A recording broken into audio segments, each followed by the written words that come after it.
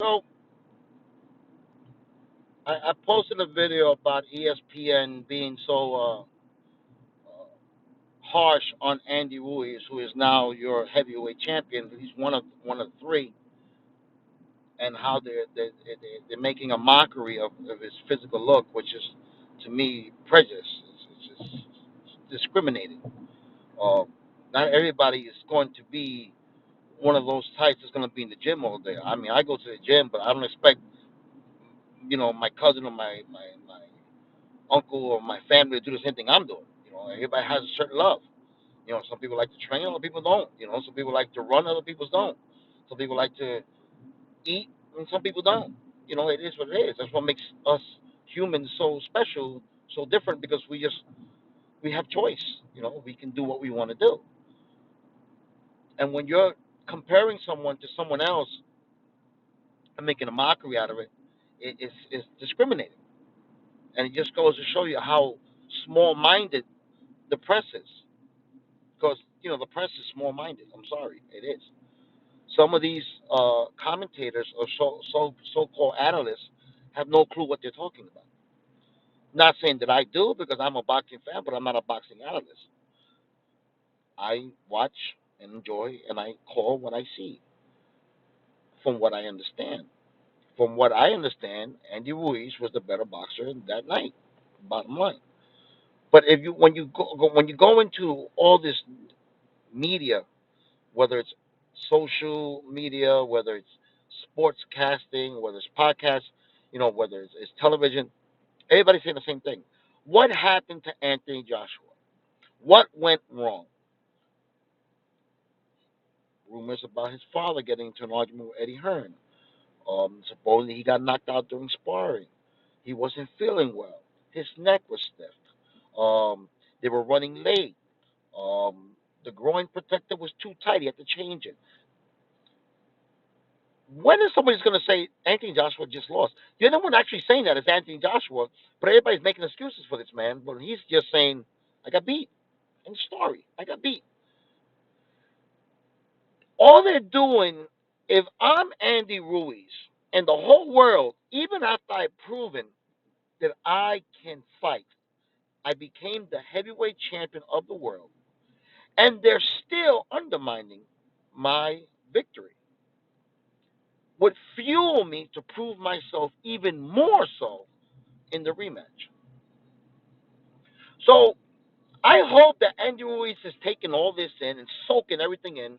So when the rematch comes around and he can pull this off a second time, which I honestly believe, I think he can, what are they going to say then? What would they say if Andy Ruiz beats him a second time? What is Stephen A Smith going to say? What is ESPN going to say? What is Shannon Sharp going to say? What is all these boxing analysts going to say? Oh, they're going to flip that script and turn that leaf so doggone quickly, it's going to be a joke. Andy Ruiz won a boxing match and shocked the world. Shocked the world because he won. And the only reason why he shocked the world is because of the way he physically looks like. Because if you look at his record, why is anybody surprised? He's had 105 amateur fights. He's had 33 professional boxing matches. He's only lost one fight by decision, and if it was razor thin. What's the issue? So you mean to tell me that if he looked like Adonis, a Greek god, Hercules, he looked like The Rock, Arnold Schwarzenegger, or bodybuilder, then none of this would have been happening? They would have said, wow, look at him. That's why he won. Look at what he physically looks like. This is boxing. I don't know this was a bodybuilding competition. There was no double bicep poses. There was no lat spreads. It was a right hook and a left punch. Left hook, right hook, jabs, throws to the body. It was all that. It was all that. But They're undermining this guy's greatest accomplishment in his life besides having his children, and they're trying to sweep it under the rug. They're not giving this guy his due props. He is due for congratulations from everyone. Not keep mocking this young man because he doesn't have abs of steel or buns of steel because he eats Snicker bars. You know what's the funny part is that every superhero has their arch villain or their kryptonite, if you will. That no matter what you do, you're gonna lose because they're using that, whatever that may be. And right now, Anthony Joshua, that for you is Andy Ruiz. Now, I'm willing to say that, and to give proper due, Anthony Joshua underestimated Andy Ruiz and dropped his guard a little bit. Now, is that going to change the outcome of the fight? I don't know. But Anthony Joshua has never got into a match with a heavyweight that can throw punches as fast as he could, as Andy Ruiz could.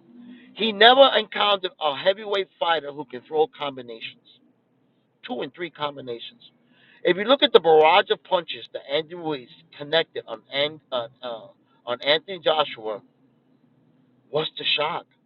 What's the surprise? What's the problem? He supposedly is one of the best finishers in boxing. He got sloppy. Now, what did Andy Ruiz show the lucky punch in the world? Well, you know what? It's heavyweight fighting. All it takes is one punch. And that left hook to the back of the ear did it for Anthony Joshua. From that moment on, he never recovered. So instead of knocking Andy Ruiz around, wake up and smell the coffee, man. It's heavyweight boxing. You talk about Butterbean. Butterbean was knocking people out.